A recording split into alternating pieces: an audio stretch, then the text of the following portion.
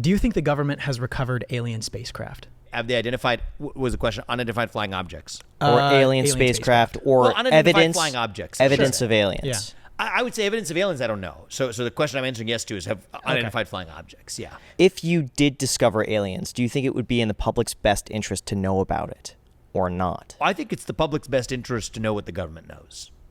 There are almost no circumstances in which the government should be hiding something from the public. But let's say that would cause public panic. Do you believe that maybe it's worth withholding? I think there's so this is an ancient debate from the era of Socrates and Plato to even the COVID-19 and climate change alarmism era that we're in today. There's no such thing as a noble lie. It doesn't exist. People think they're telling a lie to be noble because the public can't handle the truth.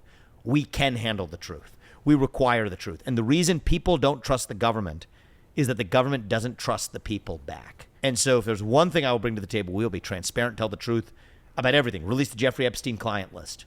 Say what we know about unidentified flying objects. Say what we know about how many federal agents were in the field on January 6th. I mean, just give it to us straight. What do we know about the vaccines before they were rolled out for COVID-19? Just be straight with the public. Release the Nashville Transgender Shooter Manifesto. Transparency. Anytime a government official has pressured a private actor to do something through the back door that the government couldn't do directly, release it. Make it known to the public. When the government controls like where they choose to be honest and where they choose to lie, I think that's hard to draw that line. And I think that they've been a little generous on their side with it. Yeah. You decided to step down from Roivant because of your non-acknowledgement of BLM and, post the George Floyd tragic death. And broader stakeholder capitalism and corporate social responsibility garbage, all that. Exactly. But currently you're kind of campaigning based off of being a huge uniter, right? Similar to what Obama was trying to do, which is be the great uniter. How do you expect to unite the United States when you struggle to do so with Roivant? Well, I actually think that's a good, challenging question to ask. The mission is different, right?